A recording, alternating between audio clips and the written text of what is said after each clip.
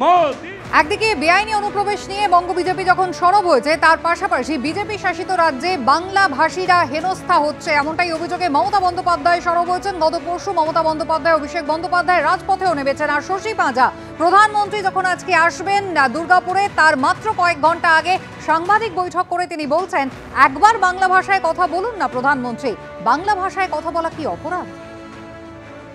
বিগত দিনগুলোতে যখন প্রধানমন্ত্রীজি আসতেন তখন তিনি বাংলাতে কথা বলারও প্রয়াস করতেন, আবার দিদিকে দিদিও বলতেন, আরো কিছু একটা বাংলা চেষ্টা করছেন। এবার তো আমাদের কাছে একটা প্রশ্ন থেকে যাচ্ছে, তাহলে এবার কি আপনি বাংলায় বলবেন? কারণ বাংলা বলাটা কি অপরাধ? বিজেপি শাসিত রাজ্যগুলোতে যারা আমাদের পরিযায়ী শ্রমিকরা, যারা বাঙালি বাংলা ভাষা বলছেন, তাদেরকে হেনস্থা করা হচ্ছে এবং অকথ্য গালাগালি করে তাদেরকে বিরক্ত করে তাদেরকে অপদস্থ করা হচ্ছে। এটা আমরা দেখছি অত্যাচার পর্যায়ে গেছে।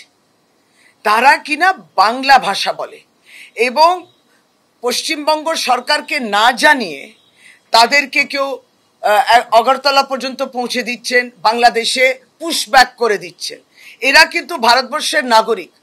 তাহলে বাংলা ভাষাটা অপরাধ বলে ভারতীয় জনতা পার্টির বিভিন্ন শাসিত রাজ্যতে এই আচরণ আমরা দেখছি। তাহলে প্রধানমন্ত্রীজি, আপনি এই বিষয়ে আজ অবধি নীরব রয়েছেন। আপনি কি দুর্গাপুরে আপনার ভাষণে বাংলা বলা, বাংলায় কথা বলাটা যে অপরাধ কি না সেটা একটু বলবেন? বাংলার মানুষ সেটা শুনতে চায়।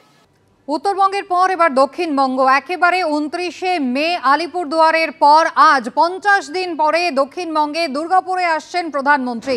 জোড়া সভা করবেন নরেন্দ্র মোদী। গতকাল থেকেই একেবারে প্রস্তুতি তুঙ্গে।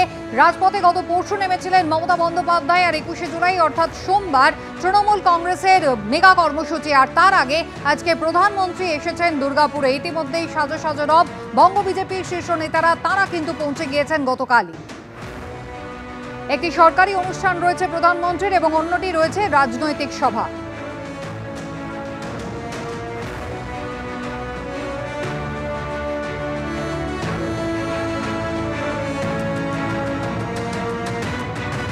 প্রধানমন্ত্রী যখন দুর্গাপুরে আসছেন তখন দুর্গাপুরের বিষয়ে নিশ্চয়ই কিছু কথা বলবেন, মন্তব্য করলেন বিজেপির প্রাক্তন রাজ্য সভাপতি সুকান্ত মজুমদার। প্রধানমন্ত্রীর বক্তৃতা তো আমি ফোরকাস্ট করতে পারি না, সম্ভব নয়। মাননীয় প্রধানমন্ত্রী সমস্ত বিষয় সম্পর্কেই ওয়াকিবহাল। দুর্গাপুর নিয়ে অবশ্যই কিছু না কিছু কথা তার থাকবে এবং বিশেষত দুর্গাপুরকে যারা শেষ করছে, একটা সিম্পল একটা উদাহরণ ধরুন না কেন, এই যে নেহেরু স্টেডিয়ামে প্রধানমন্ত্রী সভা হচ্ছে, সেই নেহেরু স্টেডিয়াম সেলে স্টেডিয়াম। আপনি খোঁজ নিন তো লোকাল মানুষের কাছে যে এখন কারা সেই স্টেডিয়ামটা দখল করে থাকে। তৃণমূলের লোকেরা দখল করে থাকে। তৃণমূলের লোকেরা সেখানে তাদের মৌরুষি পাট্টা চালায়। এই স্টেডিয়ামে কপিল দেব, সচিন তেন্ডুলকর পর্যন্ত এসে একসময় খেলে গেছেন, দেখে গেছেন। তাহলে এই বাজে অবস্থা কেন? কে করেছে?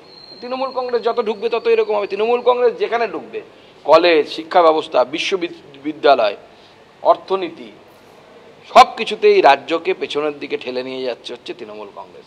তৃণমূল কংগ্রেস এমন একটি ইঞ্জিন যেটা নেগেটিভ রান করে, পেছন দিকে যায়।